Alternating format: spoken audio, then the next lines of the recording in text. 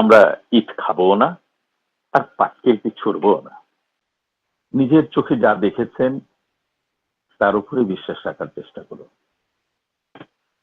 সুতরাং ইট খেলে পাটকেলটি খেতে একটা কথা আছে। তো তো আপনাকে যদি কেউ ইট মারে তা আপনি তো পাটকেল মারবেন, ঠিক না?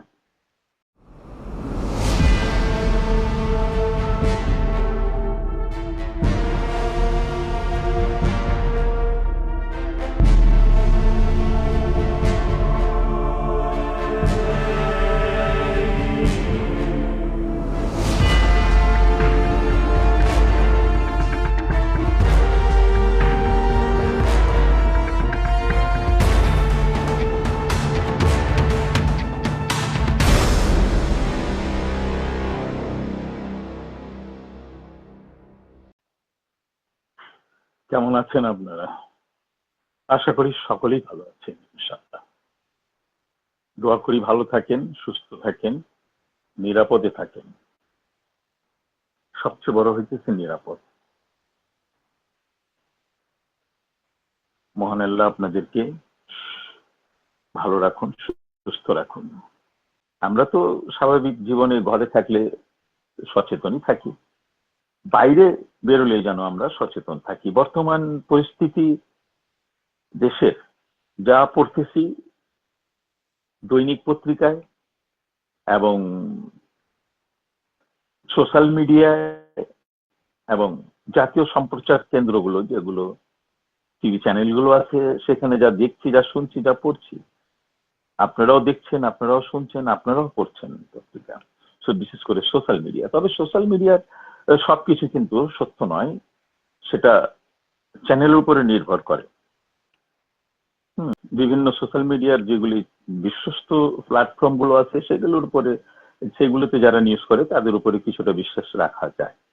যাই হোক, সেটা হচ্ছে যে আমরা যখন এখন বর্তমান দেশের পরিস্থিতি খুব একটা ভালো না। আমরা বাংলাদেশের যে প্রান্তেই থাকি না কেন, যে জেলাতেই থাকি না কেন, যে উপজেলা কিংবা যে গ্রামেই থাকি না কেন, আমরা যেন আমাদের নিজেদেরকে সতর্ক রাখি এবং হেফাজতে থাকার চেষ্টা করি, এবং পরিবারের সদস্যদের প্রতিও আপনি খেয়াল রাখবেন, যারা তারাও নিরাপদে থাকে এবং সতর্ক থাকে। নিজেদের দিকে খেয়াল রাখবেন, নিজের পরিবারের দিকেও খেয়াল রাখবেন, তাদেরকেও আপনি সতর্ক রাখার চেষ্টা করবেন, যাতে কোন রকম কোনো জটলার মধ্যে যেন তারা না থাকে। নিজের চোখে যা দেখেছেন তার উপরে বিশ্বাস রাখার চেষ্টা করুন। আর বর্তমান পরিস্থিতির কথা তো বললাম, নিজের একটু সতর্ক থাকেন, যাতে কোন রকম বিপদের মধ্যে আল্লাহ তাআলা আপনাদেরকে যেন না নিয়ে যায় বা না জড়ায় যান, সেদিকে খেয়াল রাখার চেষ্টা করবেন। কথা হচ্ছে, কথা বললে তো অনেক কথা ভাই, এখন কোন কথা বলতে গেলে কোন কথা মুখ দিয়ে বেরিয়ে যায়, হ্যাঁ, মনের ভিতরে লুকানো তো অনেক কথাই আছে। কোনটা বিপদ ডেকে আনে সেটাও কিন্তু বলা মুশকিল। কারণ সাইকোলজি ব্যাপারটা বড় ডিফারেন্ট, বড় কঠিন, একটা জটিল বিষয়। কেউ ভালো বুঝে, আবার কেউ খারাপটা বুঝে আর কি। হম তো ভালো বোঝার লোকের সংখ্যা খুব কম, ও খারাপটাই খুঁজবে তারা, ভালোটা তারা বুঝবে না। কারণ তারা ওই খারাপটাকেই খুব এনজয় করে। আপনি দেখবেন যে সোশ্যাল মিডিয়ার, ইউটিউবে লক্ষ লক্ষ ভিউ হয়ে যাচ্ছে, অথচ এমন কন্টেন্ট আছে যে শিক্ষণীয়, অনেক কিছু জানার, অনেক কিছু শেখার, সেখানে ভিউ হচ্ছে না। তো আমাদের এটা স্বভাবে পরিণত হয়েছে, আমরা শেখার চেষ্টা করি না, জানার চেষ্টা করি না। রাজনীতি যে বিষয়টা হচ্ছে, সেটা রাজাবাদশাদের। আমরা আমজনতা, সাধারণ মানুষ, আমরা খেটে খাওয়া পেট ভোকা মানুষ। আমার উপরে আমার পরিবার নির্ভর করে, আমার পরিবারে 5, 7, 10, 12 জন সদস্য, এক একজনের এক এক রকম সদস্য আছে, নির্ভর করে, তাদের ভবিষ্যৎ নির্ভর করে, তাদের চলমান জীবনটা নির্ভর করে, বর্তমান, তাদের ভবিষ্যৎ নির্ভর করে। এই আমজনতা মানুষ, কেউ রিক্সা চালাচ্ছে, খেটে খাওয়া মানুষ, দিন মজুরি করছে, কেউ সেলসম্যানের চাকরি করছে বিভিন্ন স্টোরগুলিতে, আর কেউ আবার একটু উপরে লেভেলে চাকরি করছে, কেউ প্রাইভেট ফার্মে চাকরি করছে, বড় বড় পোস্টে চাকরি করছে। একসঙ্গে দেখা গেল যে ধীরে ধীরে সরকারি চাকরি ছোট থেকে বড় একেবারে আপার ক্লাসে সুপার ডাইরেক্টররা প্রথম গ্রেড থেকে নবম গ্রেড থেকে 20 গ্রেড, এ ধরনের ধাপে ধাপে মানুষ সবাই এই চাকরি বাকরি করছে। এদের মধ্যে সবাই কিন্তু আর রাজনীতিবিদ নয়, আর রাজনীতির সাথে জড়িত নয়।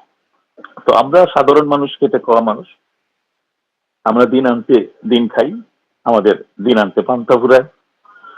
তো আমাদের রাজনীতির সাথে সম্পৃক্ততার কোনো প্রয়োজন নেই। আমরা ইট খাবো না, আর পাটকেলটি ছুড়বো না।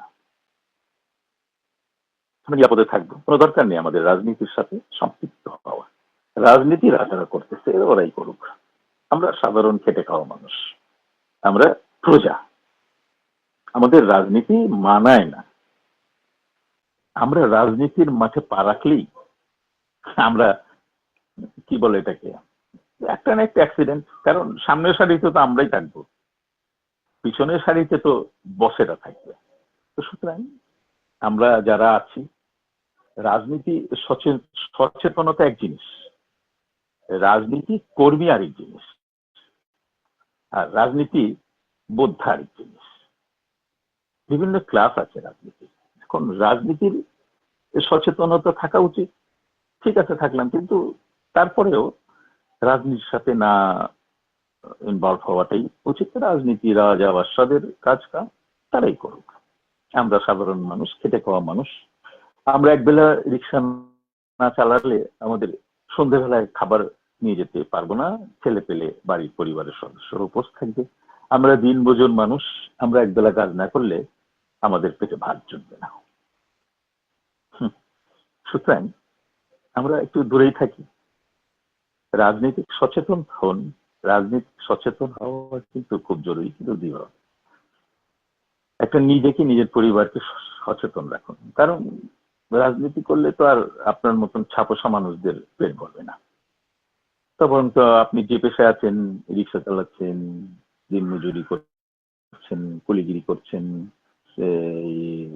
ছোট ছোট ডিপার্টমেন্টাল স্টোরে চাকরি করছেন, ছোটখাটো ব্যবসা করছেন, ফুটপাতে দোকান করছেন। হ্যাঁ, কেউ হয়তো স্টোরে দোকান আছে, মার্কেটে দোকান আছে, যারা স্টোর করছেন। এক একজন এক এক রকম পেশায় নিয়োজিত, এটা নিয়ে থাকেন। এবং ইট খাবেন না, পাটকেলটি ছুড়বেন না। সুতরাং ইট খেলে পাটকেলটি খেতে একটা কথা আছে। তো তো আপনাকে যদি কেউ ইট মারে, তা আপনি তো পাটকেল মারবেন, ঠিক না? তো যাই হোক, ভালো থাকেন। যেগুলি কথাগুলো বললাম, আশা করি যে কয়জনই শুনছেন মনে রাখার চেষ্টা করবেন, খুবই গুরুত্বপূর্ণ। কিন্তু একটা লাইক করে দিবেন। কি হবে ভাই, একটু লিখে দিলে কি হবে? আপনাদের এমন কোনো ক্ষতি হবে? এত সময় নষ্ট করেন, সারাদিন ফেসবুকে দেখি অনলাইন আপনাদের, একটু লাইক কমেন্ট করে ফলো করে রাখুন না, তাতে আপনার অসুবিধাটা কোথায়? আপনার অসুবিধাটা কোথায়? এটার জন্য কি আপনাকে কোনো ড্যামারেজ দিতে হচ্ছে, কোনো ট্যাক্স দিতে হচ্ছে? না আপনার উপরে কোনো নোটিশ আসবে, না ওয়ারেন্টি ইস্যু হবে আপনার নামে? কি হবে একটা ফলো দিলে, একটু লাইক করলে, একটু কমেন্ট করলে?